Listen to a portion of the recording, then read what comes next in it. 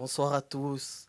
Je vous souhaite la bienvenue dans votre nouvelle émission intitulée De cœur à cœur.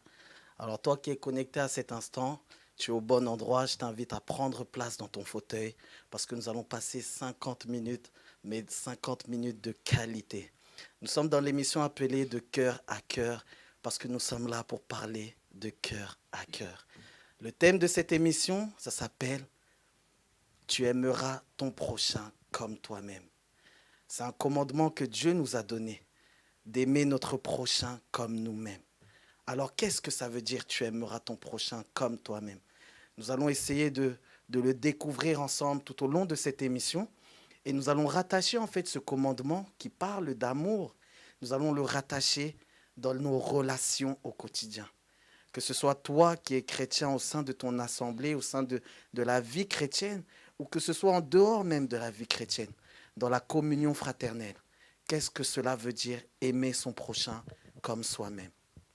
Voilà pourquoi je vais vous laisser à présent le soin à ma collègue ici présente, Déborah, de pouvoir présenter les invités qui vont partager cette émission avec nous.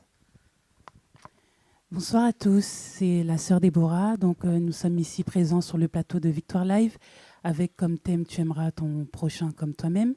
Et je suis ici avec nos deux invités, donc le prophète Yoman Jean et la servante de Dieu Cindy. Alors, je vais leur laisser dire un petit mot. Bonsoir à toutes et à tous. Je me présente, je suis le prophète Yoman Jean. Je suis le pasteur de l'église Sacerdoce Royal à Paris.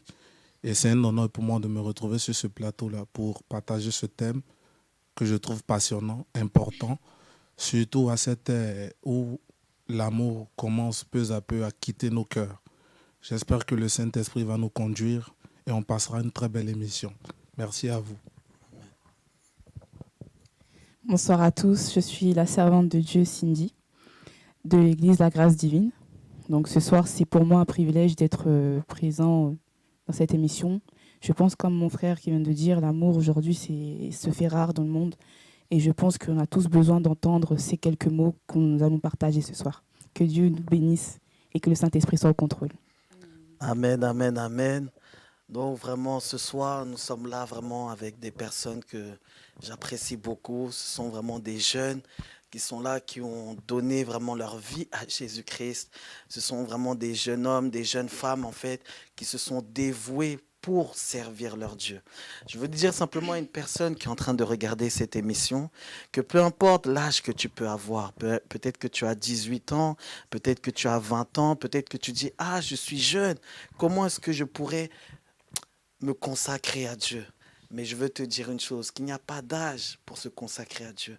Et en fait, aujourd'hui, dans le monde dans lequel nous vivons, se consacrer à Dieu, c'est une grâce de la part de Dieu. C'est une grâce de la part de Dieu, car nous avons tous été rachetés. Alléluia. Amen, amen. Franchement, c'est un thème vraiment j'aime beaucoup, franchement. J'ai parlé avec la sœur dernièrement et elle m'a dit, tiens, si on parlait au niveau, en ce qui concerne la communion fraternelle. J'ai dit, ah, la communion fraternelle, ok. Qu'est-ce qu'on va dire au sujet de la communion fraternelle? Et c'est là où le Saint-Esprit m'a mis à cœur ce verset de la Bible qui dit, tu aimeras ton prochain comme toi-même. J'ai dit, waouh, quel verset profond. Tu aimeras ton prochain comme toi-même. C'est pourquoi ce soir, je vais vraiment, voilà, nous allons essayer de parler autour de ce thème. Qu'est-ce que ça veut dire, selon vous, aimer son prochain comme soi-même? Ma sœur Cindy, qu'est-ce que tu pourrais nous dire en ce qui concerne ce verset biblique, tu aimeras ton prochain comme toi-même? Merci pour la parole. Alors moi, ce que je peux dire par rapport à ce verset, tu aimeras ton prochain comme toi-même, c'est que il faut savoir aimer son frère et sa sœur. Dans le sens où peu importe la personne qui peut être en face de toi, les problèmes qu'elle peut traverser, les soucis qu'elle peut avoir, le type de comportement ou autre, il faut toujours véhiculer l'amour. L'amour, c'est très important. Ça veut dire que c'est pas parce qu'une personne t'a blessé en soi ou elle t'a fait quelque chose que forcément tu dois pas lui témoigner l'amour. L'amour, c'est accessible à tous. Et je pense qu'on en a tous besoin. Et surtout, en tant qu'enfant de Dieu, on doit être amour envers tous. Ok, Voilà ce que je peux dire. ok, ok. Ma sœur, je te laisse la parole. La question que j'aimerais poser au prophète Yoman Jean, quelle place tu donnes à la communion fraternelle au sein de l'Assemblée? Est-ce que c'est important pour toi? Qu'est-ce que ça t'a apporté? Et comment tu le manifestes? Comment tu gères ça en fait? Merci pour ta question, ma sœur. La communion fraternelle je pourrais dire, est un élément très important dans l'Église.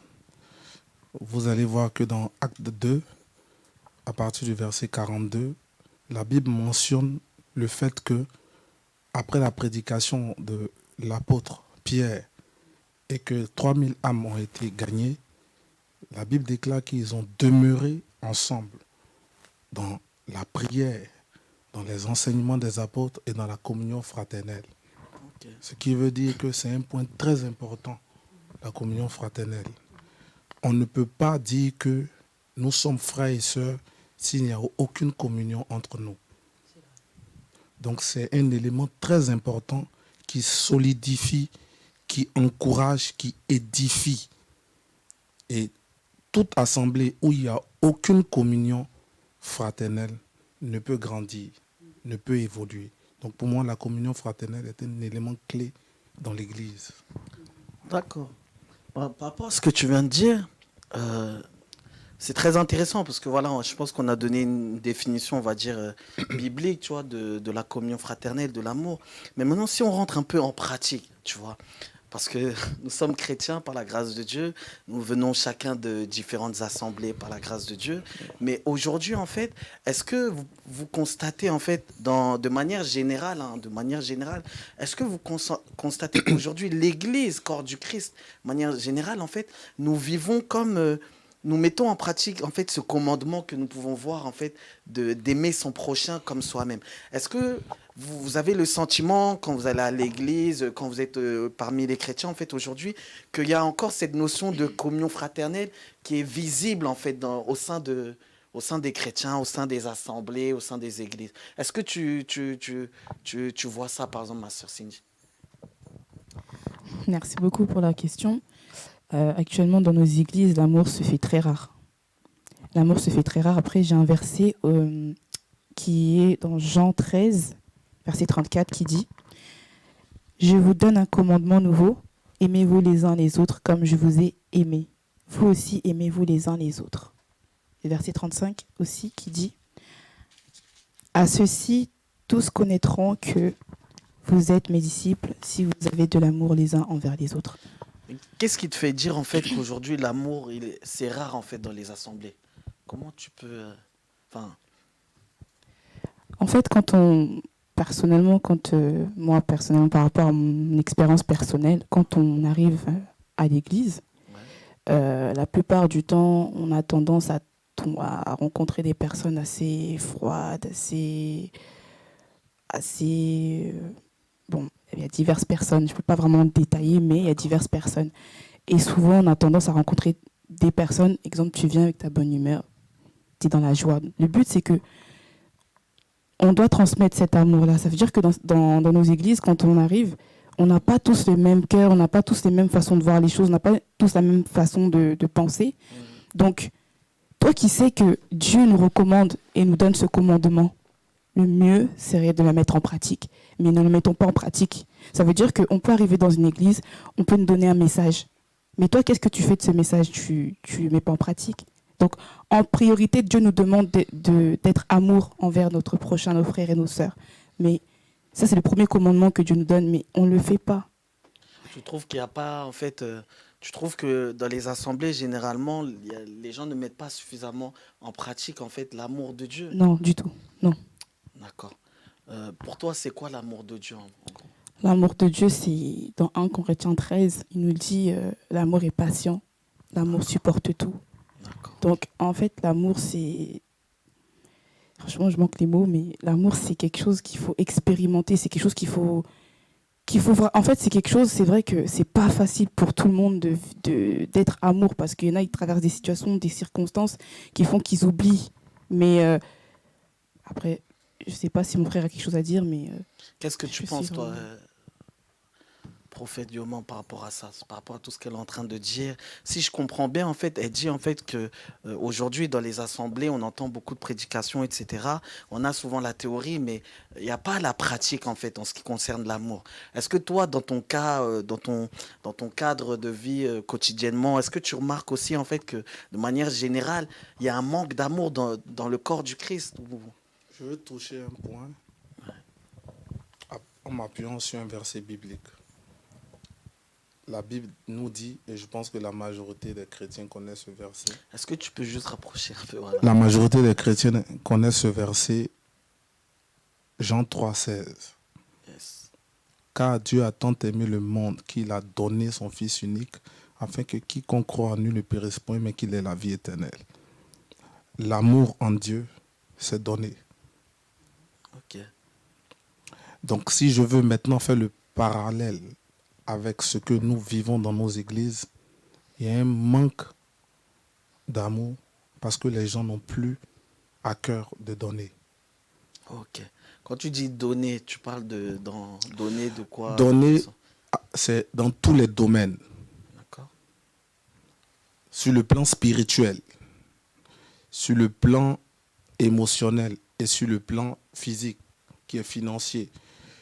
Dans Actes des Apôtres, tu vas voir que la Bible nous dit qu'ils partageaient tout ensemble. Et il n'y avait aucun indigent au milieu d'eux. Aujourd'hui, comme nous ne mettons pas cela en pratique, on trouve des indigents au milieu du peuple. On trouve des personnes malades. On trouve des personnes qui sont dans la détresse, des personnes qui ont faim, des personnes qui sont dans le manquement. Pourquoi?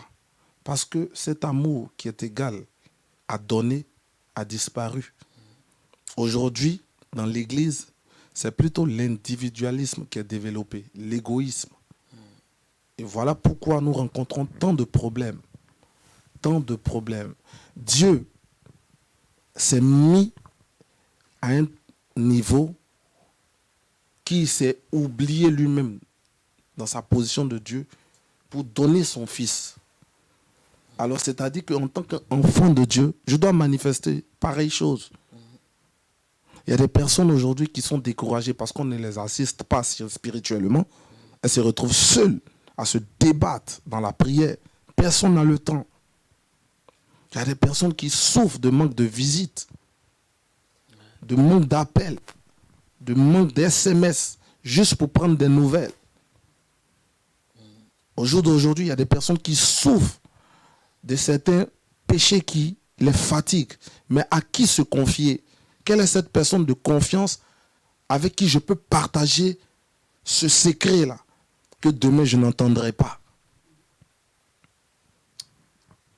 Il y a tant de choses qui se passent aujourd'hui dans le corps de Christ et je pense qu'on le constate tous. Il y a beaucoup aujourd'hui qui sont découragés, abattus. Vous allez voir que sur 10 chrétiens ou chrétiennes, il y a 5 qui sont déçus, qui ont reçu des blessures, qui ont reçu des coups. Et tout ça, c'est parce que l'amour a baissé dans nos assemblées. L'amour a baissé dans nos assemblées. C'est intéressant.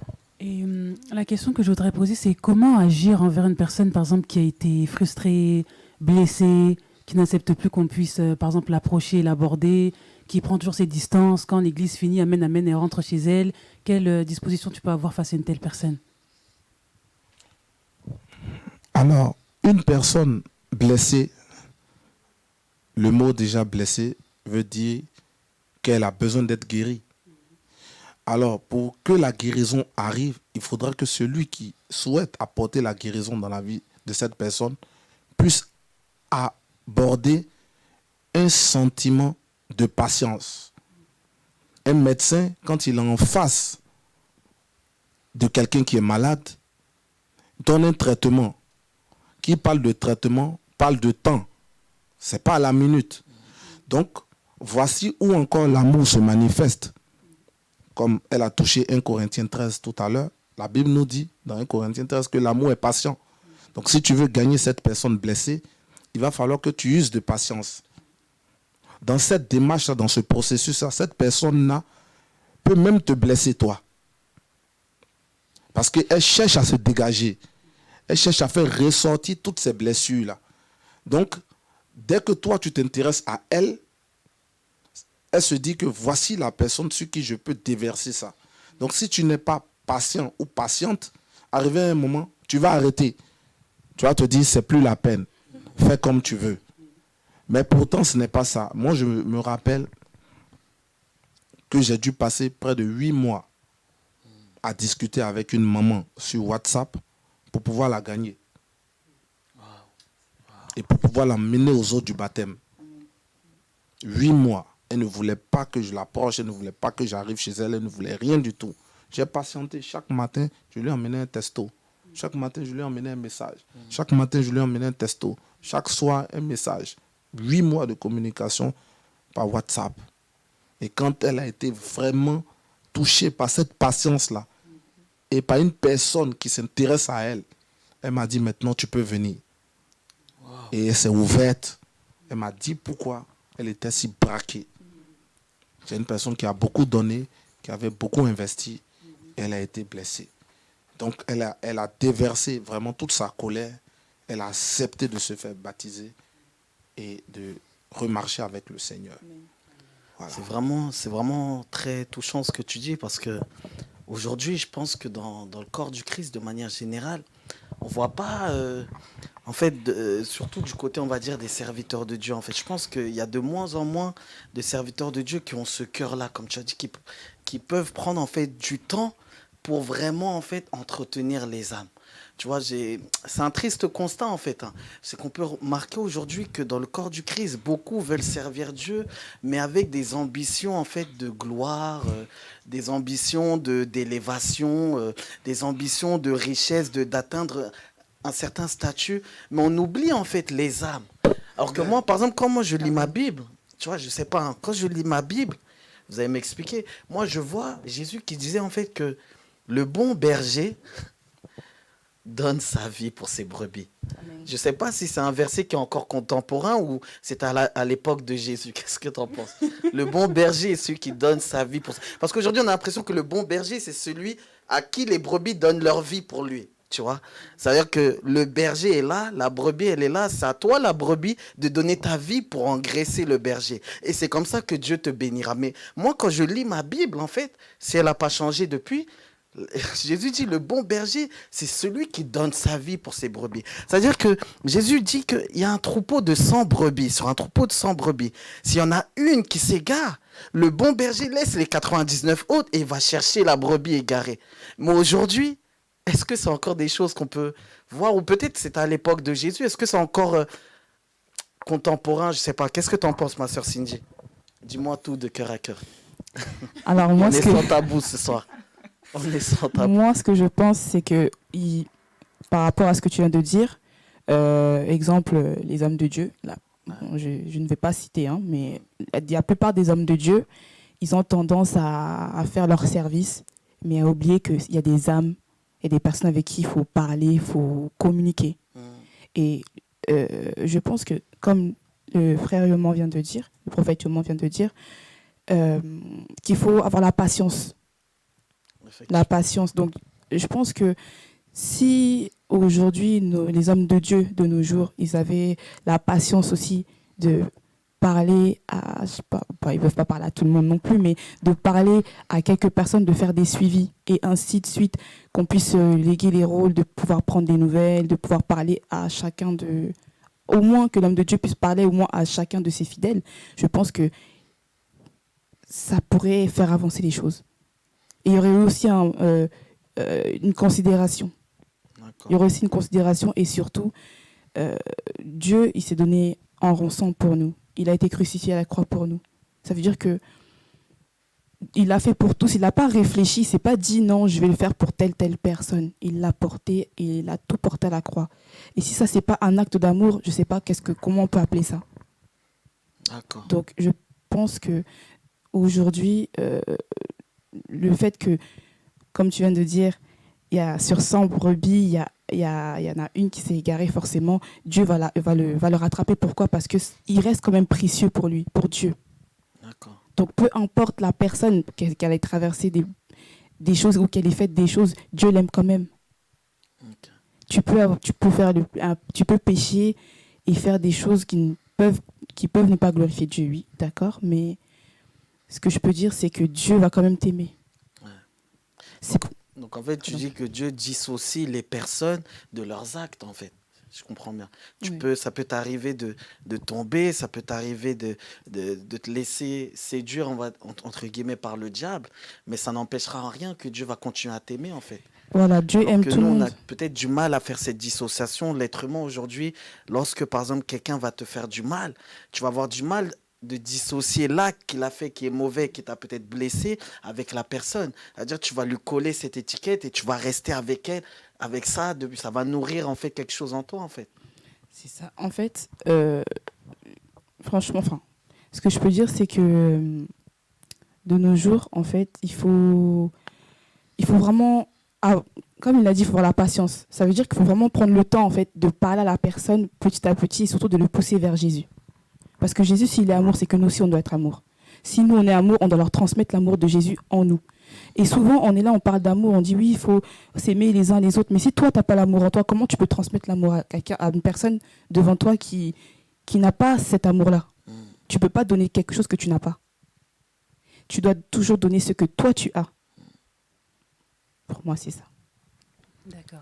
Alors après avoir parlé des épisodes de brisé, j'aimerais savoir, sœur Cindy, qu'est-ce que la communion fraternelle t'a apporté dans ta vie? Est-ce que tu gardes des beaux souvenirs? Est-ce que tu as des beaux souvenirs d'avoir rencontré un frère ou une sœur qui t'a fortifié, qui t'a aidé quand tu n'allais pas bien, quand peut-être tu avais peut-être une fatigue d'aller à l'église?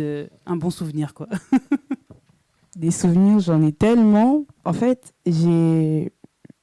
souvent, j'ai été souvent rejetée, j'ai souvent été humiliée, j'ai été repoussée par diverses personnes. Mais aujourd'hui, ce que j'ai fait, malgré tout ça, j'ai plutôt fait l'inverse. Ça veut dire que j'ai été rejetée, j'ai été humiliée, mais je suis allée vers ces personnes-là pour leur transmettre ce que je n'avais pas. Dans le sens que j'ai fini par comprendre que même si une personne te rejette, toi, confie-toi à Dieu. Demande à Dieu de te donner cet amour, de te remplir d'amour. Si tu te remplis d'amour, tu sauras transmettre l'amour à ces personnes-là qui n'ont pas pu te donner de l'amour hier. C'est ce que j'ai fait. Et je me suis rappelé que même si une personne aujourd'hui, elle ne te tend pas la main, c'est pas parce qu'elle ne te tend pas la main que tu dois te fâcher, tu dois être en colère contre cette personne. Au contraire, sois amour. Montre à cette personne-là que malgré tout, tu restes toi et tu as l'amour de Dieu en toi qui règne à l'intérieur de toi. C'est vrai que j'ai passé pratiquement toute ma vie à pleurer par rapport à certaines situations que j'ai pu vivre avec ma famille. J'ai souvent pleuré, j'ai souvent souffert, j'ai demandé de l'aide à diverses personnes. On me rejetait tout le temps. Parfois, on me qualifiait de certains mots que je ne peux pas dire. Mais c'est pas parce qu'ils m'ont qualifié ils m'ont qualifié de ces choses que sûrement je vais leur tourner le dos. Non. Malgré tout, par la grâce de Dieu, on s'en est bien sorti. Mais j'ai pu montrer à ces personnes-là que malgré tout ce qui s'est passé, malgré que vous m'avez rejeté, mais je resterai toujours une personne qui va toujours être là si demain vous avez un souci. Si demain vous avez un problème, je serai là pour vous. Et donc, c'est ça. Donc franchement, Donc, si je comprends bien ce que tu es en train de dire, et c'est vraiment fort ce que tu es en train de dire, tu es en train de dire qu'en fait, le véritable amour, c'est d'être capable de prendre sur soi des injustices et de continuer à aller vers les personnes. Et je trouve que c'est une belle définition parce qu'aujourd'hui, on a souvent tendance à aimer ceux qui nous aiment. Mais la Bible dit qu'en fait, si tu aimes celui qui t'aime, tu n'es pas différent du païen, de celui qui ne connaît pas Dieu, de celui qui vit sans Dieu. Parce que même dans le monde, entre guillemets, si tu fais du bien à quelqu'un, forcément, il va t'apprécier, il va t'aimer. Et si tu lui fais du mal, il va pas t'aimer. Mais la Bible dit, Dieu parle en fait à son Église, à son peuple. Il dit, vous, soyez différents. C'est-à-dire que priez pour ceux qui vous persécutent, faites du bien à ceux qui vous persécutent en fait. Et c'est peut-être des versets qu'on lit, souvent on les saute et peut-être ça peut nous arriver de prêcher dessus, mais est-ce que tu penses, mon frère Yoman, Est-ce que tu penses que c'est encore possible aujourd'hui, en 2020, de cœur à cœur, franchement, entre toi et moi, entre nous là, est-ce que tu penses que c'est encore possible de mettre en pratique ça? Ou bien Dieu, quand il nous a donné ça, il parlait peut-être à une époque donnée. Est-ce que tu penses qu'aujourd'hui, c'est encore possible pour des personnes, en fait, de prendre l'injustice sur eux et de continuer, en fait, à manifester de l'amour? Par exemple, dans ton cas ou autour de toi, est-ce que tu as une expérience que tu as traversée? Voilà, qu'est-ce que tu pourrais nous faire partager par rapport à ça? Bon, les expériences, il y en a beaucoup, hein. Et comme nous sommes en direct, j'ai pas envie de trop choquer les gens. J'ai pas envie de choquer les gens. Effectivement. Sinon, les expériences, il y en a beaucoup. Il y en a beaucoup. Pour ma part, ce que je peux dire par rapport à ce verset, tu aimeras ton prochain comme toi-même. Je vais commencer par la fin, le toi-même. C'est-à-dire que si toi-même tu n'as pas d'amour, tu ne peux pas en donner. Le toi-même. Et il faudra que toi-même tu puisses t'accepter, t'aimer d'abord. Que quoi que les gens puissent te dire, quoi qu'on puisse te faire, quoi qu'on puisse vraiment te donner, tu puisses toi-même chaque jour te dire que Dieu m'aime. C'est pour ça que David pouvait se réjouir. Je te loue de ce que tu m'as fait une créature si merveilleuse. Dès l'instant où toi-même tu te plais, toi-même tu t'aimes, la Bible nous dit dans Romains que le Saint-Esprit répand l'amour de Dieu dans nos cœurs. Et parce que tu t'aimes et que le Saint-Esprit remplit ton cœur d'amour, ainsi tu pourras en donner à ton prochain. Effectivement. Si tu ne t'aimes pas, si tu ne t'apprécies pas, si tu es toujours en train de dire « Est-ce que Dieu m'aime? Est-ce que Dieu m'aime? Est-ce que Dieu m'aime ?» Tu ne pourras pas accepter que ton prochain puisse t'aimer. D'abord, il faut franchir cette étape de t'apprécier toi-même, de t'aimer toi-même. Tu as dit de parler de cœur à cœur. Bon, on va parler franchement. La majorité des personnes qui sont sur Internet, sur Facebook, en train de tout le temps se filmer, sont à la recherche de quelque chose. Waouh, waouh, waouh, waouh. Là, il n'y a pas de langue de bois, là. Là, tu as dit les choses cash. Donc, tu dis que la majorité des gens sur Internet, en train de se snapper, de se filmer, de faire des vidéos sur Internet, sont à la recherche de quelque chose. Si tu t'approches de ces personnes, la réalité de leur vie n'a rien à voir avec ce qu'ils te montrent sur Internet. Yes. Donc, apprécie-toi, aime-toi, et ainsi, l'amour de Dieu manifesté dans ton cœur, tu pourras aimer ton prochain. Qu'est-ce qui peut pousser une personne à s'oublier elle-même et de donner à l'autre? C'est parce qu'elle s'aime. Et c'est parce qu'elle reconnaît que Dieu est avec elle. Donc elle ne se soucie plus d'elle. Elle rentre maintenant dans cette dimension de Dieu a tant aimé qu'il a donné. Wow. Donc elle s'en fout de ce qu'elle peut avoir, de ce qu'elle peut ressentir, de ce que les gens peuvent dire. Elle sait que quel que soit ce qui peut se passer, Dieu l'aime. Et tel qu'il a dit à ses disciples dans Jean 14 au verset 1er, que votre cœur ne se trouble point. Donc à partir de cet instant-là, quelle que soit la situation, ton cœur ne se trouble pas. Parce que tu sais que Dieu t'aime. Donc tu peux faire confiance à un ami, à un copain, à un fiancé. Et puis quand le désespoir arrive, quand la trahison arrive, certes, tu as mal. Mais je peux te dire que tu ne perdus pas dans ce malheur. Pourquoi? Parce que l'amour de Dieu est répandu dans ton cœur, va effacer cela. Et dans peu de temps ou dans des années, quand tu revois cette personne, tu as de la joie pour elle, tu es contente de la voir, tu as de l'amour pour cette personne. Parce que l'amour de Dieu dans ton cœur a enlevé cette douleur. Mais pourquoi beaucoup de personnes sont dans la rancune? Il faut que tu parles. Dis-nous. Moi, je veux savoir. Pourquoi beaucoup de personnes sont dans la rancune? Dis-nous. Pourquoi beaucoup de personnes n'arrivent pas à effacer les blessures et autres? C'est parce qu'elles-mêmes n'arrivent pas d'abord à s'apprécier.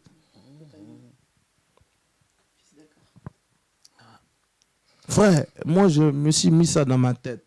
Tu m'aimes, tu ne m'aimes pas, c'est pas grave. Je suis convaincu que Dieu m'aime.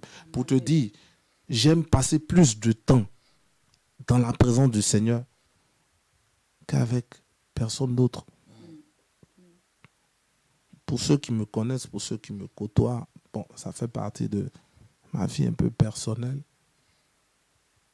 J'avais un appartement, j'étais dans une chambre salon. Ma chambre, c'était que pour moi et Dieu. Je ne dormais pas là-bas, je dormais au salon. Mais quand j'entrais là-bas, c'était que pour prier. Et je ne voulais que personne entre là-bas. Personne. Ça a été comme ça. Et voilà pourquoi, dans cette longue période, l'amour de Dieu a été répandu tellement dans mon cœur que la preuve pouvait se manifester physiquement. Je sortais tous les jours aller évangéliser. Frère, je sortais pour aller évangéliser, parler du Seigneur. Ça ne veut pas dire que je mangeais. J'avais des difficultés. J'avais des soucis. J'avais des problèmes. Mais rien ne pouvait m'empêcher d'aller évangéliser, d'aller gagner des âmes. J'avais plaisir, j'avais la passion pour cela. Parce que j'avais appris à m'aimer tel que je suis. Et l'amour de Dieu était répandu dans mon cœur. Donc avant de pouvoir aimer ton prochain comme toi-même, apprends d'abord à t'aimer. Et que cette parole, que Dieu t'aime là, soit une réalité dans ta vie. Parce que la majorité attend toujours l'amour de l'autre. Mais tu ne sais pas que celui qui est en face de lui n'a même pas reçu d'amour. Il y a des personnes qui souffrent du manque d'amour de père, du manque d'amour de la mère. Il y a des personnes qui sont rejetées par leurs frères et sœurs dans la famille et qui ont retrouvé peut-être un refuge à l'église. Il y a des personnes dans la communauté qui sont dans des combats. Certaines jalousies, ça arrive. Les calomnies, les critiques. David dit, tu dresses une table en face de mes adversaires. Ça ne veut pas dire que ses adversaires étaient forcément des ennemis. Ça pouvait être ses propres frères. Donc dans l'église, on peut trouver vraiment ces frères qu'on aime là, mais qui deviennent pour nous des adversaires. Peut-être à cause d'un poste, à cause de la grâce sur ta vie. Il faut reconnaître qu'on n'a pas les mêmes grâces, mais nous sommes complémentaires. Donc, dès l'instant où tu associes tout cela, tu assembles tout cela, la première des choses, c'est de t'aimer toi-même et de pouvoir comprendre quel amour Dieu a manifesté pour toi en la personne de Jésus. À partir de ce moment-là, tu pourras donner ce même amour-là à une personne. Pour terminer, je vais prendre un exemple. Souvent, je vais rendre visite à des personnes à l'hôpital. Ça arrive que je n'ai pas d'argent. Mais si je demande, ce n'est pas pour moi. Je demande parce que ces personnes-là, il faut que j'achète des choses pour aller les voir. Je ne pense pas à moi. Je vais les voir, je discute avec ces personnes-là, je rigole avec ces personnes-là. Il y a une même souvent que j'accompagne à aller prendre ses courriers, elle est dans une chaise roulante. Je l'aide. On n'est pas de la même famille, on n'est pas parentés, on ne se connaît pas. Mais c'est l'amour de Dieu répandu dans mon cœur qui me permet de le faire. Et au fur et à mesure que je l'ai fait, j'ai pris plaisir à cela. Voilà un peu quoi. Ok. En tout cas, c'est très intéressant ce que tu as dit. Donc en fait, avant de pouvoir donner de l'amour, il faut d'abord soi-même s'aimer soi-même. C'est clair. Donc c'est pour toutes les personnes qui nous regardent, Et j'aimerais c'est te dire biblique à encore. toi qui regardes cette émission, toi qui es blessé, peu importe ce que les hommes ont pu te faire. Aujourd'hui, si tu regardes cette émission, c'est que Dieu voudrait te délivrer un message. Il voudrait en fait te dire qu'il faut que tu prennes conscience et que tu considères que Dieu t'aime. Car oui, il existe un créateur qui, avant la fondation du monde, avait pensé à toi. Il savait que tu allais venir ici sur cette terre. Et lorsque tu serais sur cette terre, il savait que tu allais traverser des moments difficiles. La Bible dit, malheur à celui qui se confie en l'homme. Les hommes pourront toujours te décevoir, mais sache que Dieu ne te décevra jamais. Jésus a donné sa propre vie pour toi qui me regardes. C'est parce qu'il t'aime. Alors si ton frère, si ta soeur, ton oncle, ta tante, ton mari, ta femme, tes enfants, aujourd'hui te font du tort, apprends à considérer l'amour de Dieu pour ta propre personne. Parce qu'une fois que tu auras considéré cela, tu auras beaucoup plus de facilité à répandre cet amour. Parce que la Bible dit qu'on ne donne que ce qu'on a. Donc pour pouvoir donner de l'amour, il faut que tu en aies reçu. Mais le problème, c'est que Dieu nous donne de l'amour, mais on ne prend pas conscience qu'il nous a donné de l'amour. C'est bien ça, non? Ou bien je me trompe? Ma sœur Déborah, qu'est-ce que tu peux nous dire? Faut parler là, tu es timide, qu'est-ce qui se passe? Non, moi je pose des questions, je ne parle pas, je parlerai à la fin. Dis-nous. La question que j'aimerais vous poser à tous les deux, comment est-ce que je peux être efficace dans mes communions avec les autres? Et est-ce que la communion fraternelle, je le fais qu'avec les personnes de mon église ou ça va aussi autre part? Parce qu'il y en a, ils sont vraiment chez moi, c'est chez nous, quoi. Donc, qu'est-ce que vous dites par rapport à ça? Le communautarisme. Elle a sorti le mot. Hein. On est là pour parler de cœur à cœur. Parlons de cœur à cœur au sujet du communautarisme. On ne doit pas simplement être ouvert envers les gens de notre assemblée. Je pense que ça s'étend un peu en dehors. Il faut savoir aimer les gens de l'extérieur et les gens de l'intérieur et de l'extérieur. Il faut être amour envers tous et sans condition. Ce qui signifie que c'est pas parce qu'on est de la même assemblée qu'il faut se côtoyer, parler tous les jours. On peut être, peut-être on peut avoir, même pas peut-être, mais on est du même esprit, d'accord, mais il y a des personnes qui en ont plus besoin. Exemple, toi, tu sais que on a un Dieu, on prie, on cherche vraiment à s'accrocher à Dieu. C'est ce qui est normal, c'est ce qui est primordial pour nous les enfants de Dieu. Mais pour une personne qui ne connaît pas Dieu, tu dois t'approcher de la personne, essayer d'approfondir la discussion, de parler avec la personne, de vraiment connaître un peu, de vraiment la sonder. Et quand tu l'auras sondé, et à partir de là, tu sauras comment parler avec la personne. Parce qu'il y a des personnes qui sont plutôt brutales, agressives et diverses personnes. Mais il faut toujours transmettre cet amour-là envers tous. Et peu importe là où tu l'as rencontré, peu importe sa condition, peu importe son accoutrement, l'amour, c'est l'amour. Excusez-moi du terme, même un clochard a besoin d'amour. Désolé de le dire parce qu'il y a des clochards aujourd'hui qui deviennent des hommes de Dieu. C'est pour dire que c'est pas parce que, vous le voyez, il dort à la rue qu'il ne mérite pas l'amour. Il mérite l'amour comme toi, comme moi et comme nous autres. Ça peut être même des personnes dans les hôpitaux. Ils sont là, ils sont entre la vie et la mort. Ils ont aussi besoin d'amour. Ils ont besoin de cet amour pour se dire oui, cette personne est même malgré mon état. Il y a des personnes, ils sont délaissées.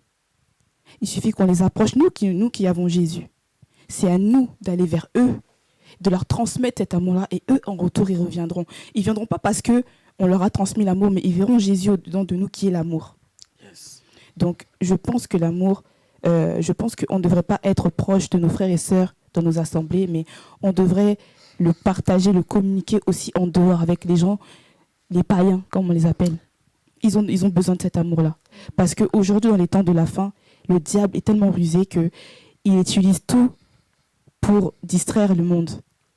Et même nos frères et sœurs, certains de nos frères et sœurs chrétiens retournent dans le monde parce que, en étant dans des assemblées, ils ne trouvent pas l'amour. Et ils se retrouvent frustrés, ils se retrouvent délaissés, ils se retrouvent humiliés, ils se retrouvent vraiment... ils se retrouvent en fait mal, ils souffrent intérieurement. Mais ils se disent, ouais, j'ai été humilié parce qu'il s'est passé telle chose. Mais en réalité, c'est que toi, tu sais que la sœur ou le frère souffre. C'est à toi qui est fort, qui tient sur pied d'aller vers lui, de lui transmettre cet amour-là, d'être patient, de prier pour lui, de lui faire comprendre que Jésus-Christ est la base de sa vie. Peut-être qu'il ne comprendra pas sur le moment, mais avec le temps, en lui expliquant, en priant avec lui, en lui faisant lire quelques versets de la Bible, en lui apprenant certaines choses, il va se dire, malgré que j'ai été humilié, j'ai été rejeté, mais il y a au moins une personne que Dieu m'a envoyée sur mon chemin pour me sortir de cette situation-là. C'est vrai en plus ce que tu dis. Et moi, j'aimerais poser en fait une question parce que par rapport à ce que tu dis, il y a beaucoup de personnes déjà... c'est vrai qu'ils sont très communautaires, c'est-à-dire qu'aujourd'hui on pense que la communion fraternelle c'est uniquement entre membres d'une même assemblée, c'est-à-dire que voilà, je fais partie de l'assemblée Intel, voilà, je fais la communion fraternelle avec mes frères, l'amour, il n'y a pas de problème. Mais s'il m'arrive de croiser un frère d'une autre assemblée, voilà, c'est chacun pour soi. Limite, si dans la rue, je vois un frère d'une assemblée X qui a besoin d'assistance, je vais pas le calculer, quoi. Et ça me fait penser un peu à la parabole du bon samaritain, en fait, où tu voyais les hommes de Dieu qui passaient fièrement devant une personne qui avait besoin d'aide et qui ne le regardaient pas. Et c'est un samaritain, justement, qui est synonyme d'une personne de mauvaise vie, en tout cas, qui venait de la Samarie, qui était un peuple, voilà, de mauvaise réputation, qui a pris soin de cette personne, en fait. Et aujourd'hui, qu'est-ce que vous pensez, en fait, de cette attitude? Et je dirais même plus, hein, ça, c'est la première question. Et des personnes aussi qui arrivent dans certaines assemblées et qui disent qu'il n'y a pas d'amour. Je suis arrivé dans cette église, oui, il n'y a pas d'amour, tout le monde est dur, tout le monde est froid, personne ne parle et tout. Mais quelle solution on pourra apporter par rapport à ça? Alors, tu as dit tellement de choses que je sais pas. Comme tu veux, en fait. Par rapport déjà au communautarisme, on va dire. D'église, église contre église, entre guillemets, on va dire. Alors, moi, ce que je peux dire, c'est que déjà, dans nos églises, la première chose qui me vient à l'esprit, c'est que quel est l'esprit qui accompagne cette assemblée? Dans le sens que, est-ce que c'est le Saint-Esprit qui règne? Parce que là où il y a le Saint-Esprit, l'amour règne. C'est Yes. obligatoire. Yes. Ça veut dire que, déjà, si tu vas dans une église, dans une assemblée, et qu'il n'y a pas l'amour, pose-toi des questions. Déjà, quand tu sais que tu es dans une assemblée, tu viens chercher Dieu, tu viens dans la présence de Dieu. Tu sais que tu viens pour prier, tu viens vraiment remettre ta vie au Seigneur. Et de nos jours, il y a beaucoup qui se retrouvent dans des assemblées et qui sont pas libres ou qui sont pas vraiment heureux d'être dans cette assemblée-là parce qu'ils ressentent pas cette présence de Dieu. Parce que quand tu es dans la présence de Dieu, tu sens que ça t'apaise, ça te rassure, tu sens que tu sens une force supérieure, une force surnaturelle en toi. Et ce que je peux dire aussi pour le communautarisme, c'est que nous, en tant qu'enfants de Dieu, on doit être ouvert, on doit vraiment être ouvert et chercher à approcher les autres. C'est pas parce que dans ton assemblée tout se passe bien que dans les autres ça se passe bien, non. Ça veut dire que si tu sais que ton frère est dans une assemblée et que ça se passe pas bien, tu peux le conseiller, prier, parler avec, lui faire voir les choses d'une autre manière et essayer de prier et de voir qu'est-ce que Dieu pourrait dire par rapport à sa situation. C'est très important. Quand je dis ça, je parle dans le sens que aujourd'hui, exemple, on a tous tendance à... Excusez-moi, hein, mais on part de cœur à cœur. Aujourd'hui, le peuple de Dieu, exemple, on voyait un prophète, il va s'approcher vers le prophète pour savoir qu'est-ce que Dieu dit. Mais justement, non. Tant qu'on a l'Esprit de Dieu en nous, en priant, Dieu est capable de nous parler. Ça veut dire que si tu peux prier pour une personne, tu pries pour la personne et Dieu peut te révéler quelque chose pour la personne pour qui tu pries. Et toi, par sagesse, tu vas lui transmettre le message ou, en fonction de comment l'Esprit de Dieu t'a donné ce message, tu vas lui apporter afin que lui sache quoi faire par rapport à là où il se situe ou à là où il se trouve. L'amour aussi, en partie, c'est ça, prier pour les autres. Que Dieu te parle par rapport aux autres. Si tu ne sais pas donner un message, tu peux aussi prier pour la personne pour que Dieu lui-même lui parle aussi. Là, je parle sur le plan spirituel. D'accord. Et mon frère Guillaume, par rapport à la deuxième question où je suis en train de parler, des gens qui viennent et qui disent souvent que j'ai quitté tel endroit parce qu'il n'y avait pas d'amour, je suis arrivé là-bas, il n'y avait pas d'amour, j'arrive quelque part, il n'y avait pas d'amour. Cette phrase, on l'entend souvent, parce que moi, je l'entends souvent personnellement, des gens qui arrivent, et c'est possible hein, que tu arrives vraiment quelque part et tu constates qu'il n'y a pas d'amour. Mais est-ce que la solution, c'est de s'arrêter sur ce constat-là ou bien de fuir ou de partir, ou est-ce qu'il y a d'autres solutions? Comment est-ce qu'on pourrait en fait apporter une solution par rapport à cette phrase en fait, qui est une phrase qui revient assez souvent? Ok, comme je disais tout à l'heure, ce problème va toujours persister tant que chacun de nous ne prenons pas conscience que Dieu nous aime. Je vais prendre un exemple sur moi-même. C'est-à-dire que quand le Seigneur me touche, personne ne sait comment le Seigneur me touche. J'arrive à l'église, on ne sait rien de moi et tout ça. Je suis assis, mais je sais pourquoi je suis venu là. Je sais quelle est cette personne que j'ai rencontrée qui m'a poussé à venir dans cette assemblée. Donc, comme tout le monde, Quand tu es nouveau, ça, personne va me dire le contraire. Quand le culte finit, les anciens se parlent entre eux, ceux qui se connaissent se saluent entre eux. Mais moi, personnellement, ça ne me dérangeait pas. Ça ne me dérangeait pas parce que non seulement il y avait cette personne de Christ qui était là, Jésus, qui était là, et il m'a mis auprès aussi d'une personne qui me démontrait son amour. Donc voilà, quand le culte finissait, la majorité du temps, c'était une maman, elle avait remarqué ça, elle me disait, ah, les gens ils se saluent entre eux. Je dis, il n'y a pas de problème, ça ne dérange pas, on y va. Si tu n'acceptes pas ce fait-là, partout où tu passes, tu seras frustré. Parce que ça arrive. Ça peut arriver peut-être une fois. Peut-être que les gens aussi ne le font pas exprès. Ça peut être un manquement de leur part. Peut-être qu'ils ne se rendent pas compte.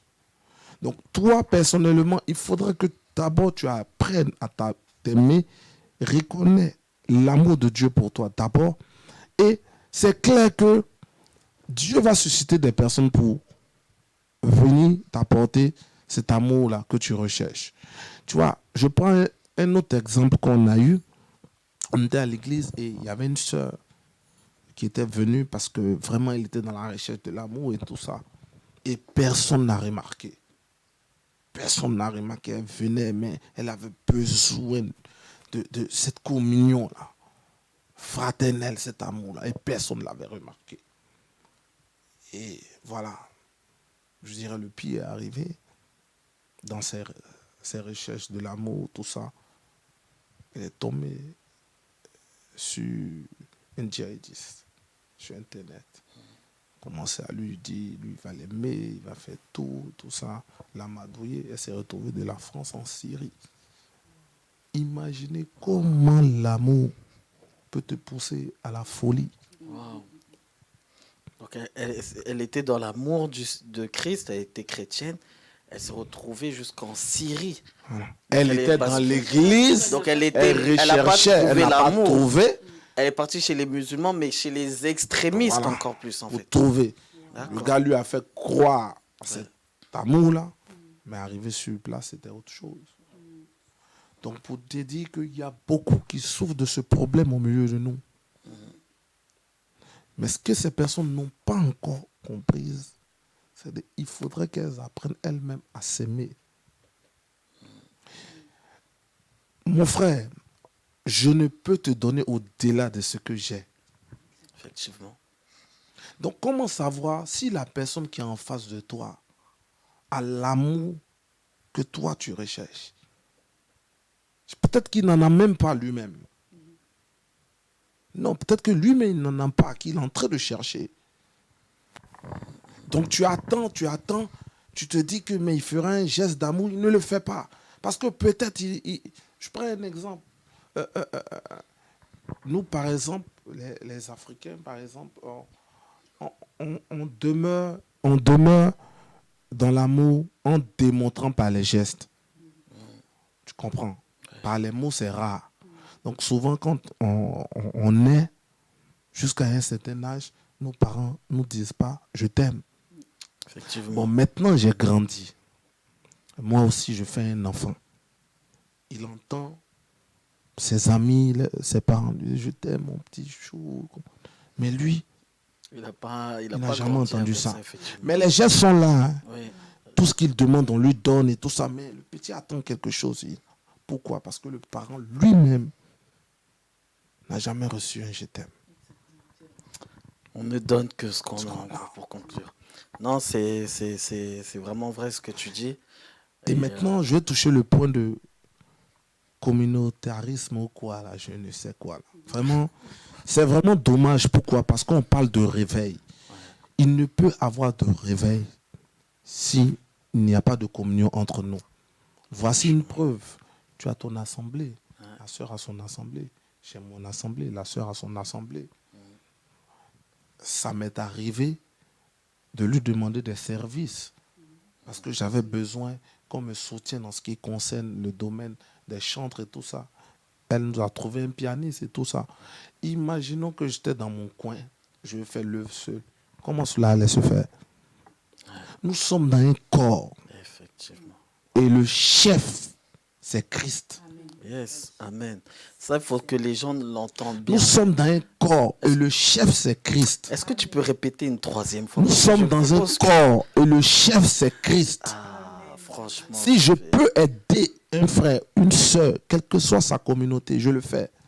Est-ce que ça fait de toi un traître, en fait? Parce qu'aujourd'hui, c'est dommage, mais tu as souvent l'impression que servir Dieu, c'est délimité, en fait, par une zone géographique, en fait.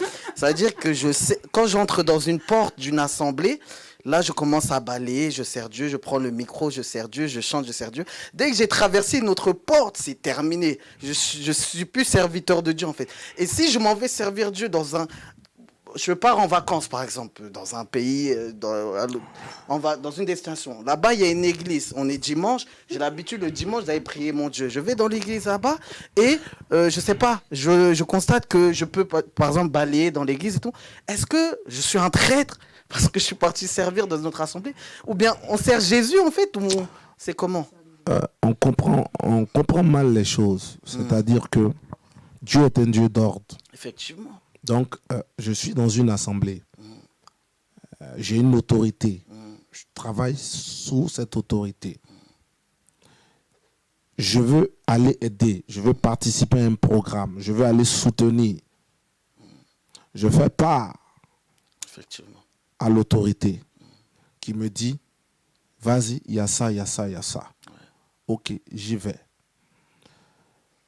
C'est normal parce que c'est organisé.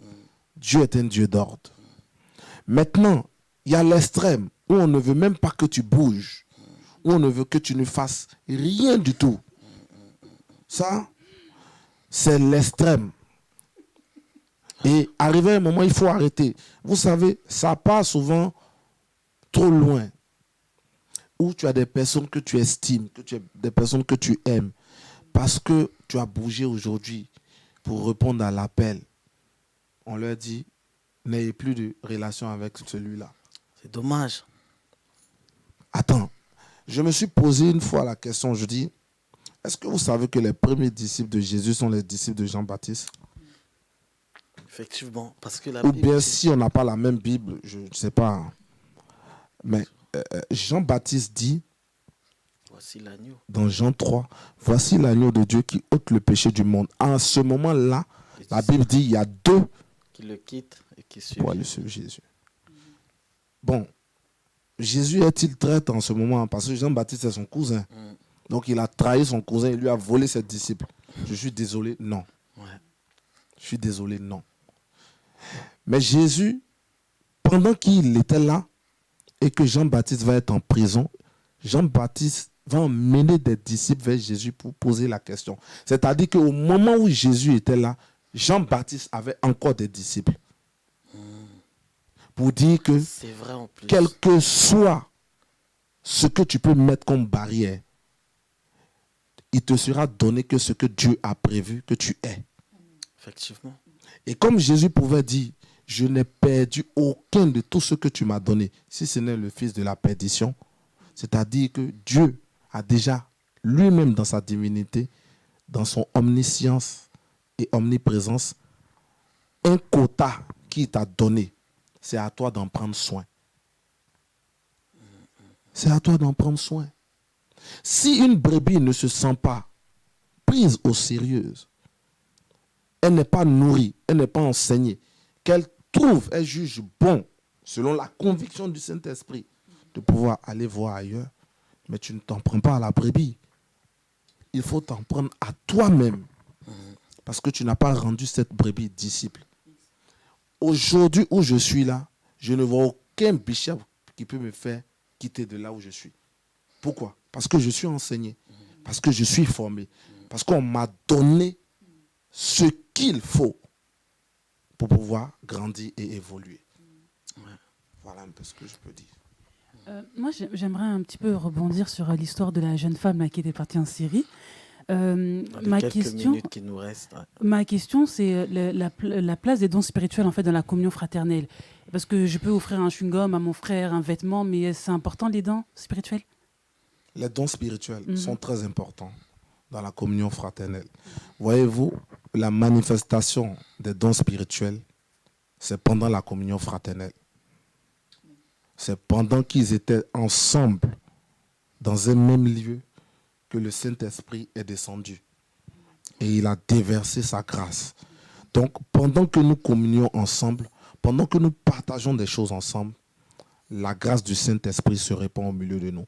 Et je pense que si cette fille, on avait pris l'habitude de communier avec elle, Dieu allait ouvrir notre esprit pour nous dire quel problème elle avait. Mais comme on ne partageait rien avec elle et qu'elle ne se sentait pas vraiment prise en considération et prise au sérieux, elle a préféré partir. En tout cas, je te remercie beaucoup vraiment pour nous avoir éclairé à ce sujet. Je te remercie aussi, ma sœur, vraiment pour tout ce qui a été dit ce soir. Il nous reste quelques minutes à partager avec vous. Donc avant de vous quitter, j'aimerais simplement dire un petit message pour toi qui nous regarde. Je vais te parler de cœur à cœur. Tu vois, le thème de ce soir, c'est « Tu aimeras ton prochain comme toi-même ». Il a été dit au sujet de cette émission que pour pouvoir aimer son prochain, il faut d'abord s'aimer soi-même. Ensuite, il a été dit aussi dans cette émission qu'il faut être capable aussi de pouvoir aller au-delà de nos limites, c'est-à-dire ne pas rester dans ta zone de confort entre assemblées ou entre personnes que tu connais, mais il faut chercher à s'approcher des autres. Maintenant, j'aimerais juste apporter une certaine notion pour aider une personne qui nous regarde aujourd'hui. L'amour dans la communion fraternelle, la force de l'amour dans la communion fraternelle, c'est la capacité d'être brisé. Parce que pour être capable d'aimer, il faut accepter d'être brisé. L'amour, en fait, c'est prendre un risque en soi. Parce que lorsque tu décides d'ouvrir ton cœur à une personne, tu ne sais pas quels sont, tu ne connais pas le cœur de cette personne-là. Donc tu prends un risque, en fait, d'être déçu. Mais Dieu dit, voici ce que Dieu dit. Dieu dit ceci, que celui qui sera rabaissé, il va l'élever. C'est-à-dire que lorsque tu décides de te rabaisser, lorsque tu décides en fait de te laisser briser par le Seigneur, lorsque tu décides en fait de t'humilier et d'aimer, de donner de l'amour, laisse-moi te dire une chose, peu importe ce que tu reçois en retour, même si tu reçois des critiques, ne réponds pas par des critiques. Même si tu reçois des calomnies, ne réponds pas par les calomnies. Même si tu reçois de la haine, ne réponds pas par la haine. Mais continue à aimer. Parce que dans ce moment où on est en train de te briser, dans ces moments où on est en train de t'humilier, dans ces moments où on est en train de te rabaisser, laisse-moi te dire une chose.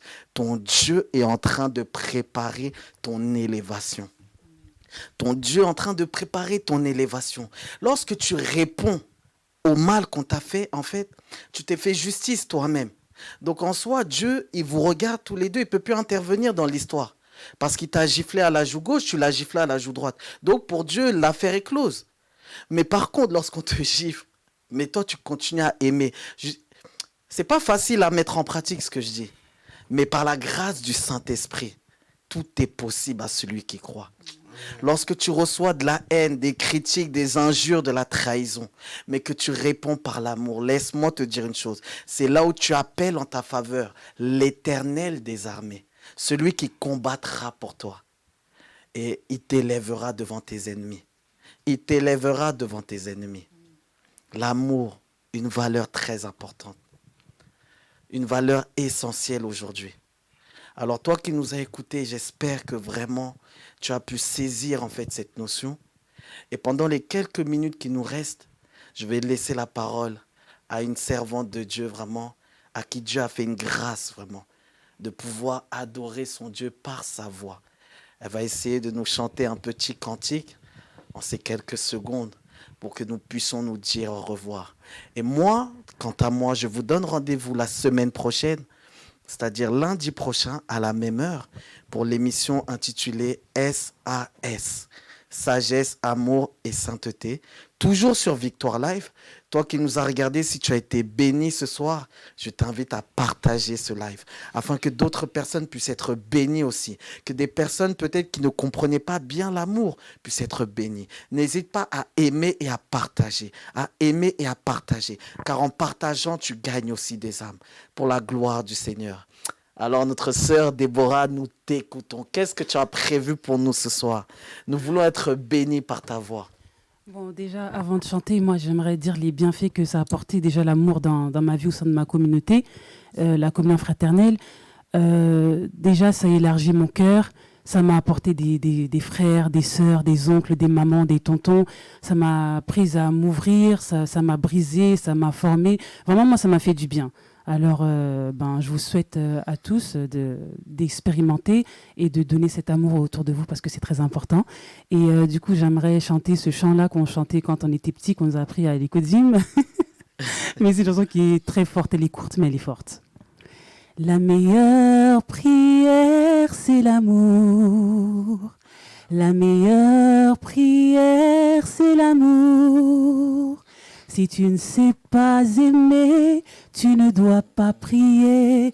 La meilleure prière, c'est l'amour. Oui, c'est l'amour. La meilleure prière, c'est l'amour.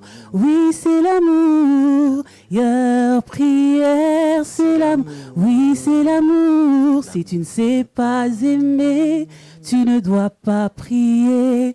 La meilleure prière, c'est l'amour. Waouh, bonne soirée à tous et à la semaine prochaine. Que Dieu vous bénisse abondamment. Amen.